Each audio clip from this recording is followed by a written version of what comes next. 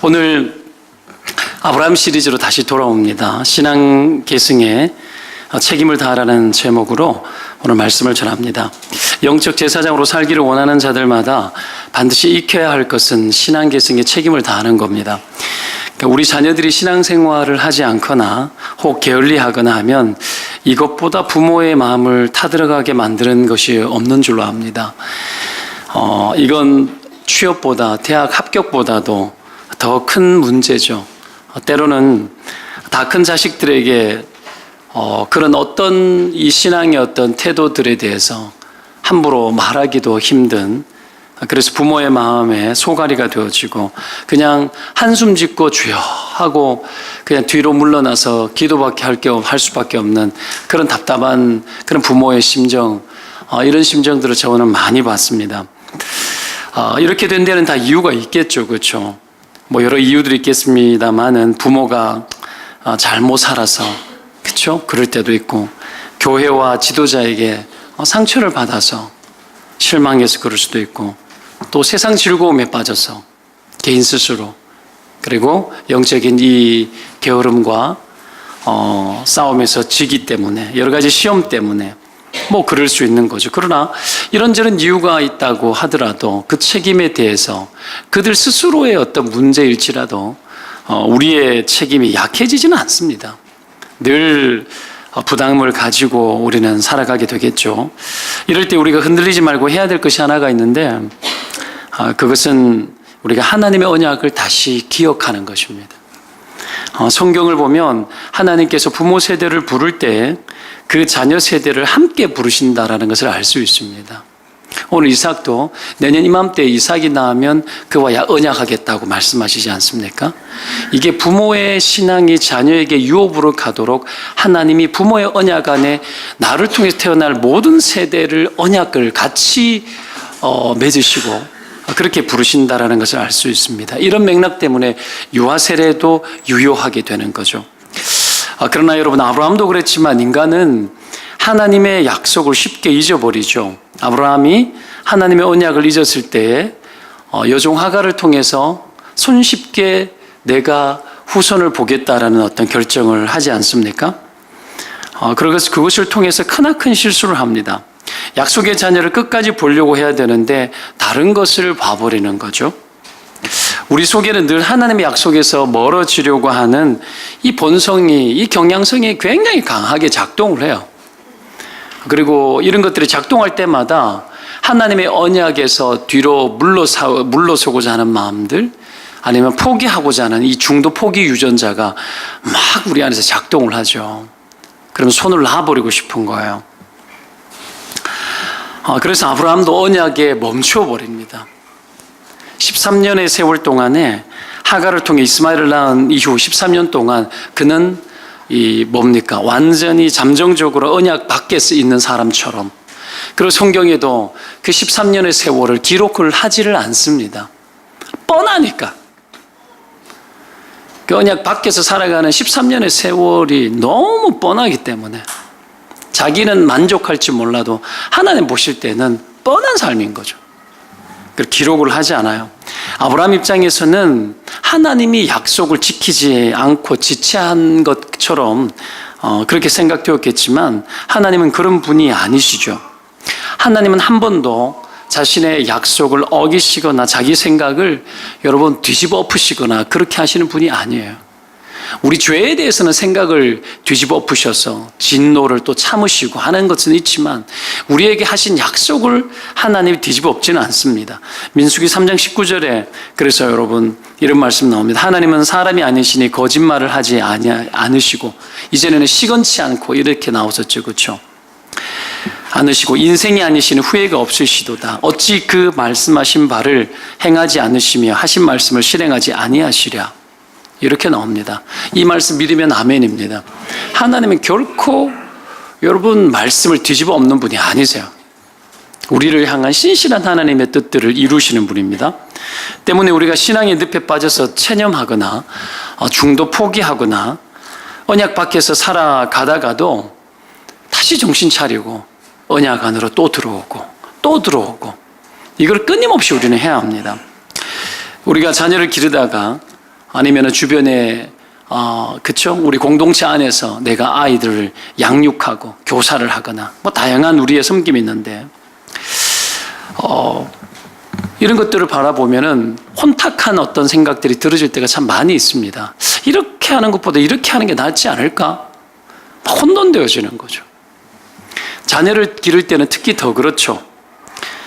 세상이 우리의 양육 방식을 조롱합니다. 교회에서 하는 어떤 방식들에 대해서 저게 무슨 소용이 있겠냐, 이런 생각을 많이 갖습니다, 사람들이. 그리고 어떡합니까? 이 특별히 자녀 양육에 있어서는 세상의 치맛바람이 상당히 강하지 않습니까? 치맛바람을 한번 맞고 오면은 거의 여러분 이 중상을 당하고 옵니다. 중상을 당하고 와서 와, 내가 잘못된 것 같다는 생각들이 막 들어지는 거죠. 그래서 우리나라 교육은 교육부가 주관하지 않고 아줌마들이 주관을 다 하시잖아요. 그렇죠? 그래서 이 아줌마들의 이 모임을 상당히 여러분 조심해야 됩니다. 한 번씩 모임에 다녀오면 이 언약 바깥 세상에서 보여지는 정말 빠르고 화려하고 속히 해결되어질 만한 매력적인 것들이, 여러분 그 달콤함들이 너무너무 많은 거죠. 그래서 다급해지고 이러다가 내 자녀가 뒤처지는 것은 아닌가, 이런 생각들을 하게 되고 이 불안을 잉태해서 들어오는 거죠. 이럴 때 우리가 해야 될 게 뭡니까? 다시 정신 차리고 언약 안으로 다시 들어가는 거예요. 이걸 해야 됩니다, 여러분. 3월부터 우리가 느헤미야서를 큐티하고 있지 않습니까? 느헤미야가 유다에 패망한 이후에 유다가 예루살렘과 유다의 소식을 들었을 때 성이 무너지고 성문이 불타고 환난과 능욕을 받았고 짐승들이 여러분 성을 마음껏 뛰어다니는 성 안을, 방어가 되지 않는 무방비 상태, 처참한 상태, 절망적이고 회생 불가능한 상태처럼 보이는 그 절망적 환경 앞에서 그가 바로 기도하지 않습니까? 무슨 기도입니까? 이스라엘이 언약을 깨뜨린 것에 대한 회개 기도입니다. 그리고 다시 언약 백성으로 돌아오기를 원하는 회복의 기도를 하고 있지 않습니까? 뭐죠? 초점이 어디에 있습니까? 언약 백성이라는 거예요. 우리는 하나님의 뜻에 부르심을 입은 언약 백성이라는 거예요. 다시 그리로 돌아갑니다. 그리고 기도하는 거죠. 오늘 하나님께서 아브라함에게 하시는 이 일들도 뭡니까? 아브라함을 다시 언약 앞에 서게 만들고 언약으로 돌아오게 만드는 일을 하고 있는 중이에요. 처참한 그의 인생 공백기 가운데 13년의 세월 동안 잊혀진 존재로 살아가는 그 세월을 다시 소환하는 겁니다. 하나님 이렇게 하실 수 있는 이유는 어디까지나 하나님이 긍휼이 많으신 분이기 때문에 그런 겁니다. 하나님의 긍휼이 많으시기 때문에. 애초부터 인간은 하나님을 찾는 존재가 아니었고 그건 아브라함도 마찬가지였습니다. 그런 그에게 어느 날 나타나셔서 언약을 맺으시고 아브라함을 통해서 천하 만민을 구원하고자 하시는 하나님의 원대한 포부를 나타내셨지 않습니까? 그에게 자격이 있기 때문이 아니었어요. 온 인류를 사랑하는 마음을 아브라함을 부르시는 하나님의 주권 속에서 하나님의 그 뜻을 펼치신 거예요. 때문에 하나님은 언약을 이루는 일에 인간의 어떤 수준에도 불구하고 아주 신실하신 분이십니다.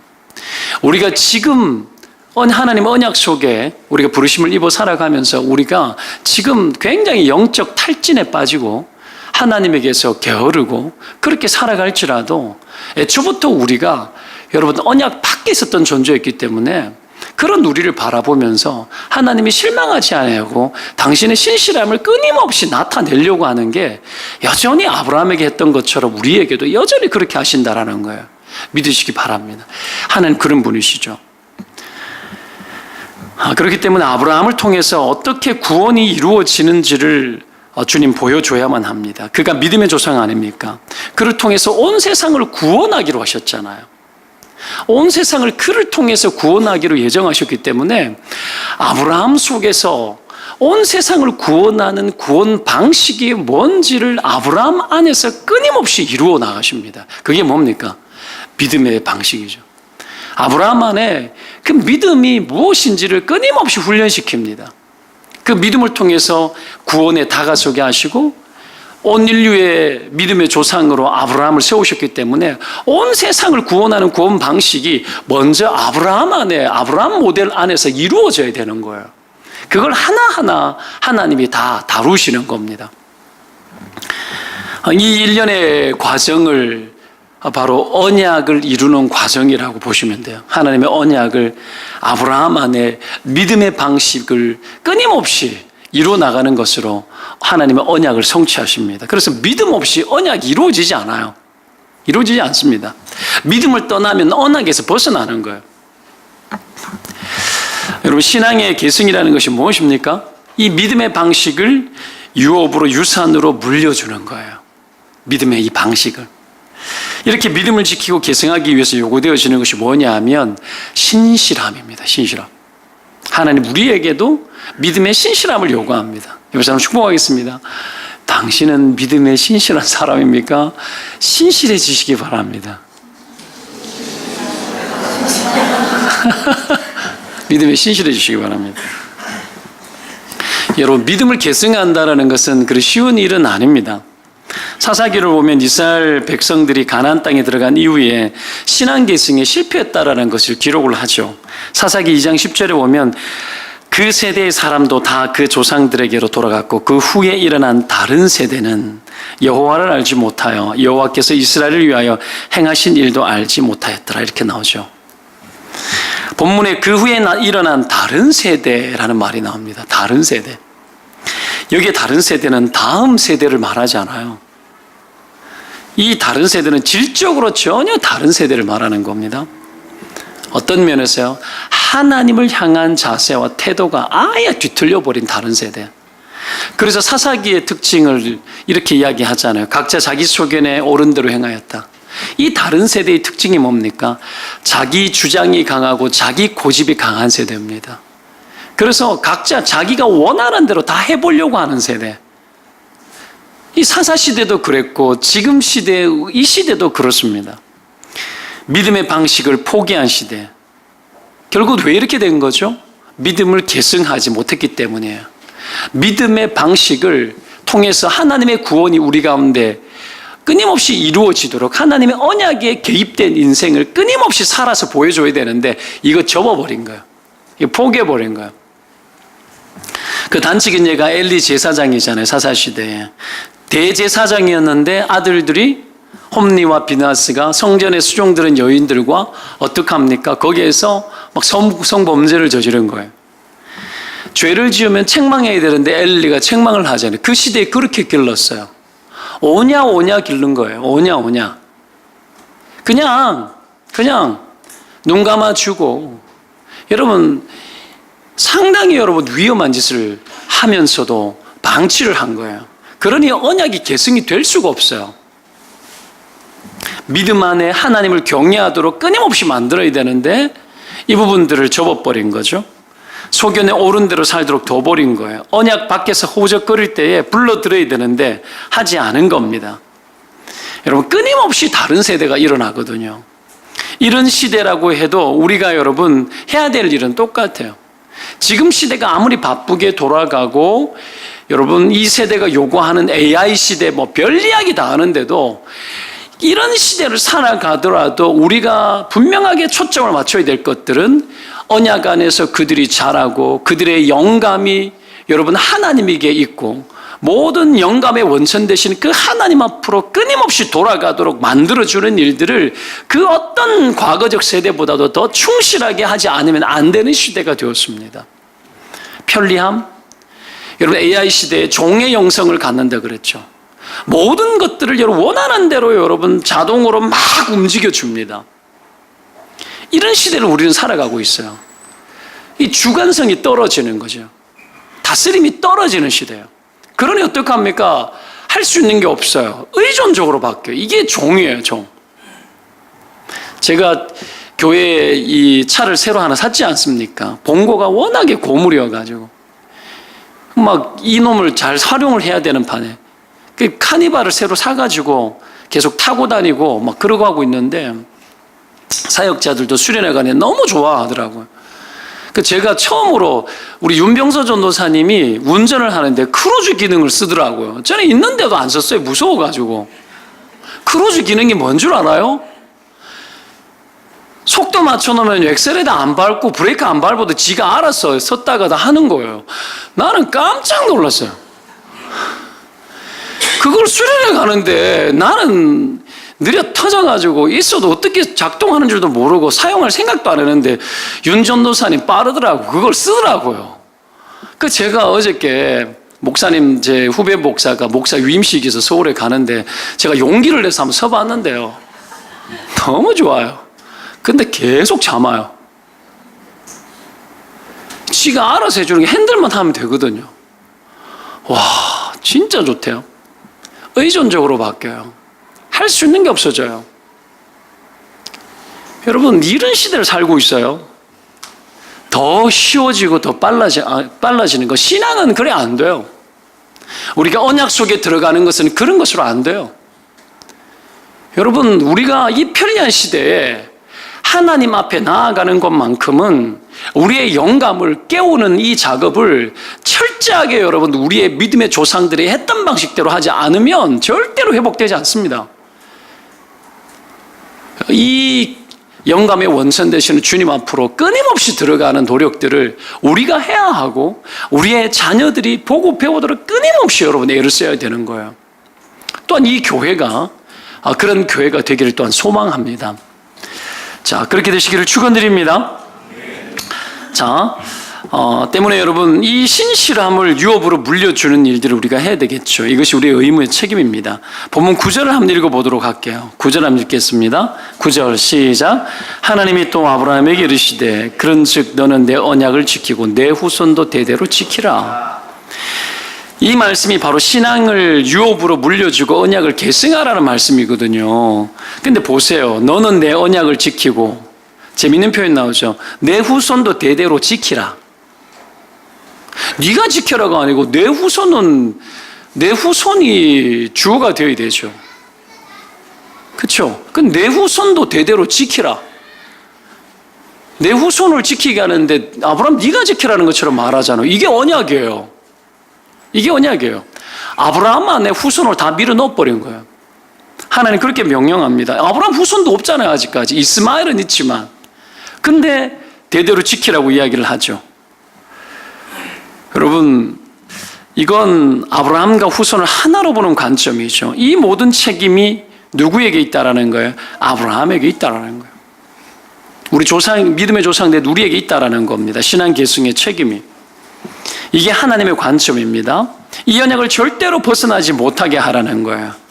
이것은 여러분 부모의 목, 앞선 세대의 몫이 실제로 있다 없다? 있다라는 거죠. 신앙의 몫이 여러분 우리 자녀는 자녀의 네 몫이다? 아니라는 거예요. 그들의 몫도 있지만 앞선 부모 세대의 몫이 절대적이라는 거예요. 신앙을 개성시키고 유업으로 이어주는 것은 여러분 우리가 가지고 있는 책임이 절대적이라는 겁니다. 절대적이라는 거예요. 믿으면 아멘입니다. 상당히 부담스러운 여러분 본문의 말씀이죠. 그죠? 굉장히 여러분 우리를 부담스럽게 만드는 겁니다. 자, 이를 위해서 여러분 이 언약의 신실성을 우리가 이루어 나가는데 이것을 위해서 해야 될 것들이 오늘 본문 속에서 몇 가지 인사이트가 있습니다. 그래서 좀 교훈으로 받기를 원하는데요. 첫 번째로 해야 될 게 뭐냐? 우리의 자녀들에게, 우리의 후손들에게 정말 언약을 유업으로 주기 위해서 해야 될 것들. 첫 번째, 이 모범적인 신앙을 가져야 돼요. 모범적인 신앙. 모범. 하갈 사건 이후에 아브라함의 이 공백기가 있잖아요. 13년 동안 휴면 상태였는데 왜 이렇게 된 거죠? 언약을 현실보다 더 중요하게 생각해야 되는데 언약보다 현실을 더 중요하게 생각했기 때문이죠. 하나님 안 믿은 게 아니죠. 하나님 믿었죠? 믿었지만 뭐 한 거예요? 아브라함이 체념한 상태로 사는 거예요. 우리 안에 이런 어떤 체념이 되게 많습니다. 18절에도 한번 보시기 바랍니다. 18절 한번 보겠습니다. 18절 읽어봅니다. 시작.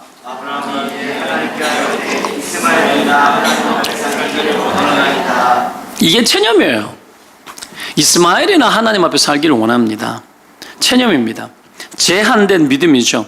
우리가 신앙의 체념 속에 살 때가 많아요. 말씀을 듣지 않거나 예배를 드리지 않는 게 아니죠. 들었어요. 아브라함도 지금 다시 언약을 세우는 걸 들었거든요. 그래도 체념에서 못 빠져나와요. 신앙적 체념 속에서 깨어나시기를 축원드립니다. 그럼 그냥 이 정도면 됐지 뭐. 이게 체념이에요. 이것으로 언약을 계승할 수 없어요. 하나님은 거기에서 빠져나오기를 원하세요. 여기까지야. 체념이죠. 말씀을 듣지 않거나 예배 드리지 않는 게 아니죠. 우리는 예배도 드리고 말씀도 들어요. 큐티도 하고 해요. 그러면서도 체념할 수 있어요. 나의 기준을 잡아놓고. 다 알지만 여러분, 그래도 이렇게 하기를 원합니다라는 우리의 어떤 생각이죠. 여기서 깨어나시기 바랍니다. 참 힘들어요. 아들내미가 재수할 때 그냥 반주를 안 하고 싶다 그랬어요. 청소년부. 애들 몇 명 되지 않지만 솔직히 부모가 내가 애가 재수하는데 교회 봉사해라 이렇게 하는 거 그렇게 간단치 않잖아요. 근데 본인이 안 하고 싶다라는 거. 얘가 말을 잘 안 하는 애예요. 세상에 제일 힘들어하는 게 말하는 걸 제일 힘들어요. 그래서 셀 모임을 제일 힘들어합니다. 하고 오면 집에 오면 여러분 진짜요. 셀 모임하고 집에 오면 애가 넉다운 돼요. 이게 참 안타깝죠. 그 말을 일본 가서 우리나라 말보다 일본 말을 더 많이 해요. 일본에서 살게 해야 될지도 몰라요. 이게 여러분 그런 거지. 근데 표현을 했단 말이에요. 근데 부모 마음 어떤 거예요? 그러지 마라. 네가 재수한다고 그러면 되니. 하나님을 섬기는 것은 재수 때나 재수 안 할 때는 항상 똑같은 거야. 그래서 쭉 잘했어요. 고맙잖아요. 고민을 했더니 딸내미가 고3이 이제 막 넘어오더니 이제 어떡합니까? 막 찬송 앞에 부르는 거 뭐죠? 싱어 하는데 안 하면 안 되냐? 그래가지고 막 힘들고 막 부담이 되는 거죠. 할 거는 많고. 그래서 그랬죠. 안 돼. 그런 게 어딨어. 네가 목사 딸이기 때문이 아니라 하나님의 사람은 항상 해야 될 것은 해야 되는 거야. 그거 마땅한 거 아니니? 여러분 그러더니 막 질질 짜는 거예요. 눈물이 약하잖아요. 그럼 어떻게 해야 됩니까? 내가 여기까지 올라왔어요. 네가 말하고 싶으면 말해. 가가지고 이야기해서 네가 알아서 해. 슬쩍 이런 뉘앙스도 보여줬지만 그럼 부모의 의지를 분명히 보여줬죠. 그 다음날 가서 당차게 말할 것처럼 이야기해놓고는 아무 말 안 하고 조용히 또 하고 오고. 이 딜레마가 있는 거예요. 딜레마가 있죠. 또 이 담임 목사 입장에서 함부로 그렇게 하기도 쉽지는 않잖아요. 이런 게 어렵더라고요. 고3이라는 게 이런 건가. 옛날에는 쉽게 생각했어요. 청소년 부서 수련회가 있는데 금요일 날에 학원이 하루에 가면은 8시간 그림을 그리는데 빠지면 안 돼요. 2번 이틀을 빠진다. 절대 용납이 안 돼요. 그리고 그런 어떤 모든 흐름이 다 깨져버려요. 이게 쉽지 않죠. 그래도 하루는 보내야 되겠다. 금요일 저녁에 태워가지고 강원도까지 태워주려고 와이프하고 이야기를 했었어요. 그리고 토요일 날은 하루 빠지는 걸로, 빠져가지고 수련을 하고 하는 걸로. 이 굉장히 부모로서 강한 결단을 내린 거예요. 지 의사와 관계없이. 그런데 금요 심야기도회가 내가 설교더라고요. 그거랑 따로 분리해서 생각하니까 같은 날이라는 생각도 못한 거예요. 그래서 못 태워줬는데 다행히 수련회 끝나고 와서 기도회를 저녁에 하더라고요. 학원에서 돌아온 거 태워가지고 급히 밥 먹여가지고 가자 해가지고 교회 와가지고 기도에 들어가고 밀어 넣었어요. 어떻게 쓰든지 간에 조금이라도 걸치도록 만들고 애쓰도록 만들고 막 예를 쓰는 거죠. 여러분 이게 여러분 이 믿음 안에서 살려고 하는 우리가 할 수 있는 조그만 노력이거든요. 근데 이런 것들에 대해서 체념을 하거나 물러나 버리거나 그러다 보면은 많은 것을 하는 것은 아니어도 여러분 태도를 그렇게 향하는 것 자체는 우리의 체념을 깨뜨리는 것에 있어서 굉장한 능력이 되어줍니다. 우리가 이럴 때 있지 않습니까? 이거 뭐 어떤 분은 그러시더라고요. 이게 얼마 되는데 내가 이거 뭐 해야 되냐고 막 이게 체념이거든요. 하나님 나라는 겨자씨 같잖아요. 작은 것들을 포기하지 않는 것에서 능력이 됩니다. 누룩과 같잖아요. 별것 아닌 것처럼 보이는 우리의 작은 애씀이 누룩처럼 번져나가잖아요. 하나님 그런 거 보시거든요. 여러분, 우리 안에 이런 근성들을 회복하시기를 주의 이름으로 축원을 드립니다. 물론 나면 안 돼요. 여러분, 우리 안에 체념이 함부로 들어오지 못하도록 만들어야 됩니다. 신앙은 여러분 체념이 아니라 여러분 집념입니다. 이 집념과 근성이 필요합니다. 그래서 여러분, 부모가 이 근성을 보여주는 것은 정말 우리의 믿음을 유업으로 이어지는 것에 도움이 되어줍니다. 주일학교 아이들에게 교사들의 근성을 보여주고 믿음의 집념을 보여주는 것은 우리 아이들이 정말 언약 안에서 사는 어떤 즐거움들이 무엇인지를 명확하게 보게 만들어줘요. 이런 어떤 놀라운 일들을 하나님은 우리를 통해서 하게 하시는 거죠. 예전에 우리 부모들이 그랬었지 않습니까? 믿음에서 물러나지 않고 저돌적으로 살기 위해 가지고 막 저는 그런 분 직접 봤거든요. 집이 교회에서 너무 멀어서, 우리는 교회가 멀다라고 말을 하는 시대를 살고 있지만 집이 교회에서 너무 멀어서 교회 옆으로 신앙생활을 잘하려고 이사를 오는 사람이 여러분 예전에는 좀 많이 있었어요. 실제로 많이 있었습니다. 이 동탄이라는 곳은 고기가 고기니까 관계없는데, 제가 대구에 살 때는 그래도 광역시가 좀 넓잖아요.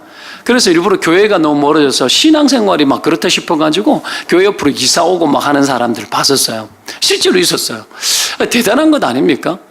이런 우리가 체념할 수밖에 없는 환경들을 만들어 놓고 어쩔 수 없다라고 말하는 그런 우리의 태도들을 깨뜨리기 위해서 애를 쓰는 거죠. 이게 집념입니다. 이런 부분에 있어서 우리가 모델이 되어지고 우리가 뭔가를 보여주는 것 자체가 아이들에게 큰 능력이 되어지죠. 교사들이 자기 집을 열고 막 보여주는 거죠. 못 잊어먹어요. 아이를 위해 가지고 뭔가를 하는 거죠. 막 초등학교 때 우리 아들이 전도를 막 했는데, 대구 있을 때 막 전도를 했어요. 그래가지고 1등을 해가지고 자전거를 받았어요. 근데 선생님이 권사님이셨는데 막 집념이 대단해요. 막 사실 좀 가짜였어요. 배 하나 왔는데 슬쩍 얹어줘가지고 그러니까 1등 했어요. 자전거를 막 그걸 타고 1등 했다고 막 돌아다니는데 어떤 놈이 훔쳐가가지고 막 울고, 그 다른 친구가 타고 다니는데 막 울면서 막. 근데 어떻게 그 선생님이 잊을 수가 없는 거죠. 집에 데리고 와가지고 막 커튼을 열고 거실에 누워서 권사님이 하늘의 별을 보고, 찬양아 저거는 네 별, 이건 내 별, 막 이래 한 거예요.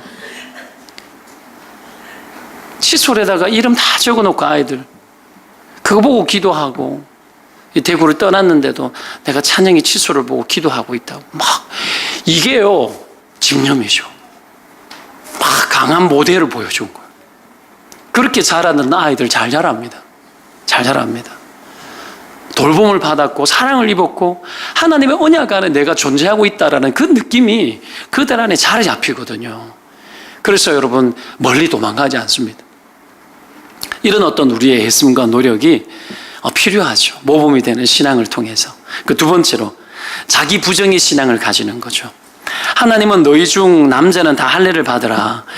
이것이 나와 너희와 너희 후손 사이에 지킬 내 언약이라 그랬습니다. 할례는 남자의 생식기 표피를 여러분 제거하는 수술 아닙니까? 하나님은 왜 언약의 징표를 그 몸에 새기게 하는 하필 거기냐? 날마다 여러분 약속을 기억하고 몸에서 새겨져 있는 것들을 기억시키기 위한 거예요. 기억시키기 위한 거예요. 몸에 사인을 남긴 거죠. 이것을 통해서 신자의 위치와 정체성을 생각나게 하고요. 그리고 남자의 이 생식기, 이 징표를 통해서 이건 뭐죠? 번성의 도구 아닙니까? 거기에 여러분 자기 부인을 하게 하는 거예요. 뭐죠? 인간의 힘으로 번성할 수 없다라는 걸 가르쳐요. 너의 힘으로 되지 않는다라는 것을 가르쳐요. 그래서 거기다가 새겨버리는 거예요. 날마다 자기를 부정하게 하는 거예요. 하나님의 백성의 이 할례가 예수님 오신 이후에는 십자가에서 피 흘려 죽은 예수 그리스도와, 그렇죠? 그 모든 보혈이 증표가 되어지죠. 그래서 바울은 나는 날마다 죽노라라고 이야기했던 겁니다. 십자가 앞에서 날마다 죽는 거죠. 죄에 대해서, 육신의 정욕에 대해서, 이 세상적인 번성의 욕구에 대해서 십자가 앞에서 날마다 죽는 거예요. 내 힘으로 번성할 수 없다라는 거죠. 인간은 자기 자녀들 안에서 있잖아, 영원토록 존재하고 싶어요. 영생하고 싶어요, 사람은. 그래서 부모는 모든 사랑을 자녀에게 줍니다. 그리고 자신의 욕구만큼 자녀가 해주기를 원할 때가 많아요. 그러나 하나님이 애초부터 할 일을 통해서 우리를 죽게 만듭니다. 자기 부정하게 만들죠. 아브라함에게서 태어날 이삭도 절대 아브라함의 것이 아니며, 아브라함이 여러분 이삭 안에서 존재할 수 없도록 만드셨어요. 아브라함이 이삭 안에서 존재할 수 없게 만드셨어요. 그래서 나중에 이삭을 제물로 바쳐라고 이야기하면서 이제 네가 나를 사랑하는 줄 알겠다고 해버려요. 너 이삭 안에서 존재하지 마. 너 이삭 안에서 영원토록 가려고 하지 마. 그 네가 아니야. 여러분, 하나님 잘 아셔야 돼요. 이 할례의 의미가 거기에 있습니다. 존재할 수 없도록. 여러분, 자녀 속에 부모가 살아 역사하면 안 돼요. 아브라함에게는 여러분 할례를 통해서 가르쳤지만, 우리는 마음의 할례를 통해 가지고 영원토록 우리가 하나님의 언약 안에 거하고 우리의 자녀 안에 오직 하나님이 거하도록 만들어내는 일들을 우리가 하는 겁니다. 이게 자기 부정의 신앙이거든요. 이 자기 부정의 신앙을 통해서 자녀들 안에 하나님이 영생하게 해야 돼요. 영원토록 주님이 거하게 해야 됩니다.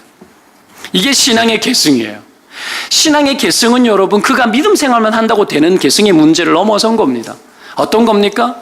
부모의 영향력이 여러분 하나님의 영향력으로 대신되어져야 되는 거죠. 자녀들 안에 부모가 생존하지 않고 하나님이 생존하도록 만들어 주기까지 하는 것이 여러분 신앙 계승입니다. 우리 안에, 우리의 자녀들 안에, 이 교회 안에는 우리의 믿음의 후손들 안에 신앙 계승이 뭘까요? 믿음을 겨우 연명하고 지켜나가도록 만드는 것이 신앙의 계승입니까? 아니죠. 그들 안에 언약이 있고 그들 안에 하나님이 영존하시도록 만들어주는 것. 우리의 생각이 존재하지 않게 하고 이 세대의 생각을 그들 안에 주입시키지 않고 하나님의 생각이 그들 생각 안에 영원토록 존재하고, 하나님 당신이 역사하도록, 가정에서 우리 자녀들이 막 잘 돼가지고 부모가 누릴 어떤 영광도 없는 겁니다. 물론 영광이 있죠. 영광이 있을 수밖에 없어요. 그러나 그들 안에 부모가 영존할 수는 없습니다. 그들 안에 살아서 영원토록 괴롭히면 안 됩니다. 부모가 죽고 떠났는데도 부모에게서 입었던 나쁜 영향이나 상처나 아픔들이 아이들에게 남아서 활동되어지도록 만들면 안 돼요. 하나님의 언약이 그들 안에 들어가고 생존하시는 하나님이 그들 생각과 모든 삶을 통제하시고 제어하시고 다스리셔서 그들 안에 하나님 앞에 굴종하고 복종하는 일들이 끊임없이 일어나도록 만드는 것이 신앙 계승입니다. 신앙 계승. 믿음에 떠나지 않는 정도가 아니고. 그래서 여러분, 하나님의 꿈, 온 세상을 구원하고자 하는 하나님의 그 원대한 꿈들이 자녀들 안에서 계속해서 지속되어지고, 여러분 자녀들 안에 살도록, 언약이 살도록 만들어줘야 됩니다. 이건 언제부터요? 어린 아기 때부터 그렇게 해야 되는 겁니다. 난지 8일 만에 언약 맺어요. 난지 8일 만에 여러분 아이에게 할례를 행합니다. 신앙개석은 자녀의 동의를 구하지 않습니다. 여러분 아셔야 합니다. 자녀의 동의를 구하지 않습니다. 아이가 어떤 의사표현도 할 수 없을 그때, 아무것도 모를 그때 할례를 행하여서 하나님의 백성이기를 가라는 거예요. 옛날에 쿤타킨테 여러분, 뿔이라는 영화가 옛날에 나온 거 아시죠? 흑인들 해방을 놓고. 근데 아이를, 흑인 아이를 낳고는 어떡합니까? 높이 들고는 어떡합니까? 막 뭔가 언약을 하듯이 이렇게 뭔가 맡기듯이 아이를 이렇게 드는 장면이, 제가 아주 초동했던 거 본 장면이 나요. 인상 깊은 장면이 나요. 구별하는 거예요. 구별하는 거. 우리의 자녀들을 하나님 앞에 구별하는 거죠. 절대로 여러분 하나님의 언약 밖에서 살지 못하도록 어릴 적에 아이들의 의사를 묻지 않습니다. 하나님 앞에 구별하여서 올려드리고 그의 생애가 주님의 것이라는 것을 철저하게 인정하는 거죠. 여러분, 과도하게 아이를 사랑하고 내 아이가 이뻐서 그 속에 빠져들면 안 돼요. 아이도 부모 속에 빠져들어서는 안 돼요. 언약 속에 빠지고 하나님과 더불어서 연결되어지도록 끊임없이 만들어내는 것이 우리의 몫입니다, 여러분. 이게 두 번째, 자기 부정의 신앙입니다. 세 번째로 개방적 신앙을 가져야 돼요. 12절에 할례를 대대로 모든 남자는 집에서 난 자나 이방 사람에게서 돈으로 산 자를 막론하고 행하라고 하죠. 굉장히 놀라운 말씀이에요. 이스라엘 백성들은 선민의식과 특권의식이 있습니다. 선민의식으로 하나님을 독점하고 구원을 독점하는 거죠. 그런데 오늘 본문을 보십시오.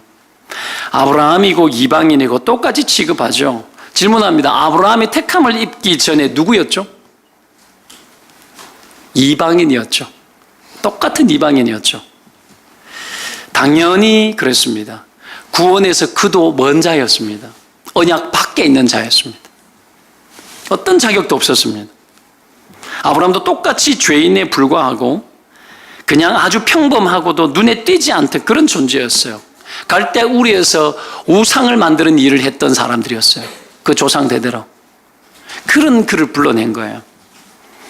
똑같이 하나님의 진노 아래 있던 그런 존재였습니다. 그런 존재를 하나님이 부르셨어요. 그런 그에게 온 인류의 구원의 통로 역할을 부여하시고 그의 후손인 이스라엘도 그렇게 택했던 겁니다. 이건 무엇을 하라고 주신 특권입니까? 믿음을 온 세상에 개방하라고, 열어주라고 하나님이 그렇게 택하신 거죠. 하나님은 그래서 아브라함을 통해서 가는 곳곳마다 믿음을 개방시키는 일들을 하게 하셨죠. 이게 복음 전파예요. 왜 아브라함에게 번성하게 하십니까? 여러분, 아브라함을 왜 번성하게 하는 거죠? 그의 영향력을 통해서 복음이 흘러가고 하나님이 흘러가도록 만들기 위해서 번성을 준 겁니다. 삶의 이유, 목적.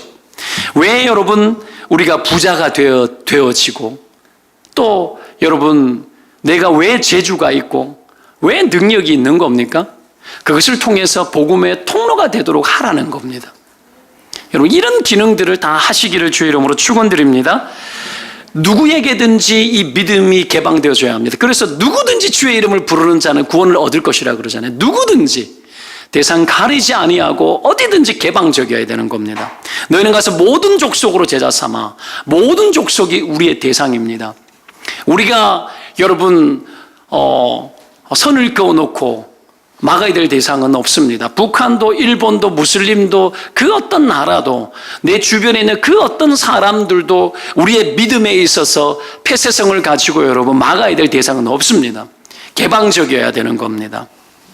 모든 족속에게 이 자녀들에게 믿음의 개방성이 높도록 우리가 길러내어줘야 되는 거죠. 이것을 위해서 해야 될 게 뭡니까? 자기 개방성이 높은 라이프 스타일을 갖도록 만들어야 돼요. 끊임없이 훈련해야 됩니다. 세상에서 우리는 분리되지 않고 구별되어서 살지 않습니까? 세상과 통폐합되어도 안 되고 그리고 분리되어져도 안 되고 세상 속에 살면서 우리는 구별된 채 끊임없이 존속하고 살아가야 돼요. 개방적이어야 됩니다. 예수님 주변에 사람이 많았던 이유는 딱 한 가지입니다. 자기 개방성이 높았기 때문입니다. 니고데모가 여러분 한밤중에 여러분 산에 들은 공회에 여러분 회원이었지 않습니까? 그렇죠? 그는 굉장히 존경받는 인물이었고 유대 사회에서 예수님을 가까이 하는 것은 굉장히 지탄받고 위험한 여러분 출교당할 위험이 많은 그런 상태였습니다. 그래서 밤에 왔지만 그는 여러분 주님을 찾아왔어요. 왜 그랬을까요? 그의 예수 그리스도에 가지고 있는 이 개방성 때문에 그래요. 예수님은 누구든지 모든 대상에게 개방적인 존재였습니다. 아무나 누구든지. 여러분 이런 자기 개방성이 높도록 우리가 훈련하고 살아가야 되는 겁니다. 그래서 예배당 안에서만 구별을 지으면 안 돼요. 제가 대구에 있던 교회에서는 있잖아요. 이 원로 목사님이 학문을 한 분이 6.25 이후에 유학 1세대였어요. 박사 공부를 하고 오시고 그랬던 분이신데 굉장히 학자이고 총장까지 하셨던 분이신데 여러분 전도사를 뽑을 때 그 일반 학교 출신 외에는 뽑지를 않았어요. 왜 그러냐 나중에 질문이 나왔는데 세상을 너무 모른다는 거예요. 그냥 신학교 다니고 그래서 세상을 너무 무서워한다는 교회 안에서는 너무 잘하는데 세상과의 접촉력이 떨어진다는 그런 이유 때문에 그렇게 했다라는 거예요. 그래서 저도 일반대 출신이어가지고 뽑히게 되는 영광을 얻은 거예요. 여러분 일리가 있는 이야기죠. 여러분 그래서 내가 교회를 다녀보니까 실제로 문제가 많았어요. 폐쇄적 신앙을 가지고 있는 모태신앙인들이 되게 많았습니다. 교회가 크니까 대학부 아이들도 여러분 한 150명 이상 막 모이고 하니까 분위기가 너무 좋아요. 여러분 이 모태신앙의 저력들이 있지 않습니까? 근데 교회 안에서는 굉장한 저력이 있는데 아무도 전도를 안 해요. 제가 이제 막 회심하고 막 들어갔는데 매주 전도해서 사람을 데리고 왔거든요. 매주. 그러니까 공동체 분위기가 확 뒤집어 퍼지는 거예요. 매주 전도했어요. 매주 데리고 왔어요. 왜 그랬을까요? 나는 예수 안 믿는 사람들이 내 주변에 너무 많아. 너무 많아. 왜요? 너무 잘 놀았거든요. 물론 세상에 빠져가지고 막 그렇게 술도 마시고 막 그랬기 때문에 그렇지만 매주 여러분 이 세상과의 개방적 상태로 살아가는 거 간단치 않습니다. 이 세상 속에서 양발을 디디면서 어떻게 해서든지 간에 그들을 끌고 들어와야 되는데 이 개방성이 여러분 우리에게 없는 거예요. 그래서 세상에 대한 두려움만 가르치고 세상을 아예 경계해버리고 그들과의 접촉력들을 끊어버리고 살아가는 케이스들이 너무 많았던 거죠. 이것을 극복하게 되어져야 됩니다. 극복해야 됩니다. 끊임없이 여러분 접촉되어질 수 있는 상황들을 사실은 우리는 열고 살아가야 되는 거죠. 자, 우리의 자녀들이 믿음을 계승하고 하나님을 결코 떠나지 않도록 만들어내는 최고의 방법이 뭡니까? 믿음의 개방성을 갖도록 만드는 거예요. 그들을 통해서 영혼 구원의 일들이 끊임없이 일어나도록 우리의 자녀들이 살게 만드는 겁니다. 그 일에 우리가 힘쓰는 거죠. 그렇게 했을 때 신앙 계승은 절대로 우리 가운데서 끊어지지 않습니다. 우리는 신앙을 유지하고 신앙을 유지하면서 하나님을 잘 믿는 방법을 연구하는데 아닙니다. 신앙은 유지하는 것이 아니라 신앙은 개방적이어야 합니다. 개방적 신앙이 우리의 신앙을 성숙하게 만들고 우리의 자손들에게 언약을 자손 대대로 물려줄 수 있을 만한 가장 안전한 장치를 우리가 확보하는 겁니다.